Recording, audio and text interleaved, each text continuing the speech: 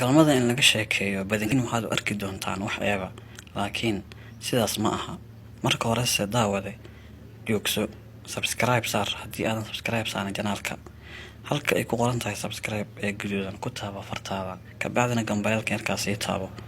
Asxaabtii hore iyo kuwa cusub waa mahadsantihiin, muuqaalkan like wada saara. Maanta waxaan ka hadli doonaa arrin aad iyo aad ay tahay in laga hadlo. Waa galmada xalaasha ah. Ma ka hadli doona galmada xaaraanta ah maxaa yeelay waxaa naga reebay diinteena wanaagsan.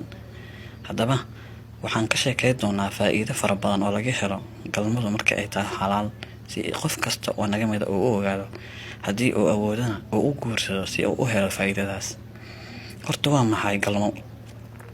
Galmo waa falgalka ka dhacaya ninka iyo gabadha muslimka ah markay isku guursadaan si xalaal ah, taas oo inta badan waxa ay u socdaan ay tahay in ay helaan awlaad wanaagsan, kuwaas oo indhahooda ku qabowsadaan, nafsadoodana ay isku raaxaystaan. Haddaba galmada waa maxay faa'iidooyinka ugu waaweyn ee laga helo? Faa'iidada koowaad waxay tahay labada qofood in ay u noqoto kaashaan nafsadooda ay uga dhowrsadaan waxyaabaha xumaanta ah sida macsida iyo waxyaabaha xaaraanta ah. Midda labaad oo ugu wanaagsan waxay tahay oo caafimaad ahaan la xiriirta, galmadu waxay kor u qaadaa habka difaaca ee jirka ee immune systemka loo yaqaan. Jirka wuxuu soo saaraa bini'aadamka markii labada qofood ay sameeyaan galmo waxyaabo fara badan oo antibodiya, kaas oo ka hortaga cudurka iyo fayrasyada soo weerara qofka bini'aadamka jirkiisa. Qodobka labaad ee ugu muhiimsan ee laga faa'iido galmada xalaasha ah waxay tahay qofka waxaa wanaagsanaana garaaca wadnihiisa markasta uu sameeyo usbuucii 2 ilaa 1 jeer oo ka mid ah galmo, laakiin waa inay tahay xalaal. Sidoo kale labada qofood, gabadha iyo wiilka, waxaa kor u kaca ama weynaana kalsoonida nafsadeed ee nafsadooda ku qabaan, taas oo noqon doonta 100%. Sidoo kale waxay noqon doonaan labada qofood kuwo ku raali ah kuna faraxsan wax kasta ay haystaan. Waxay noqon doonaan laba qofood oo walwal iyo walbahaarba nadiifka ah markasta ay sameeyaan galmadaas xalaasha ah. Waxyaabaha kale oo muhiimka ah oo laga dhaxlo galmada xalaasha waxaa ka mid ah waxaa qofka ku yaraana siiba ninka ragga ah in uu ku dhaco kansarka ku dhaca prostate-ka ama prostate kansarka loo yaqaan.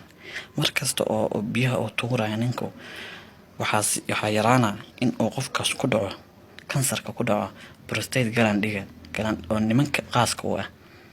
Daraasad ayaana arrintaas lagu proof gareeyay.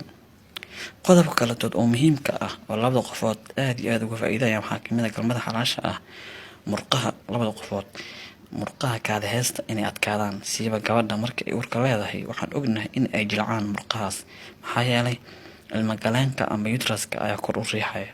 Kabacdi waxaa dhacaya gabadha inay kaadida hayso weyso ay marar badan musqusha aado. Sidaas darteed waqtiyada ay uurka leedahay gabadhu galmada ay sameyso aad iyo aad ay u anfacaysaa maxaa yeelay waxaa adkaana darbiyada kaadi heesta, kuwaas oo ka saacidaya in wax badan ay gabadhu kaadida hayn karto. Qodobka kale oo muhiimka ah waxay tahay ay ka faa'iidayaan labada qofood waxaa wanaagsanaana hurdadooda.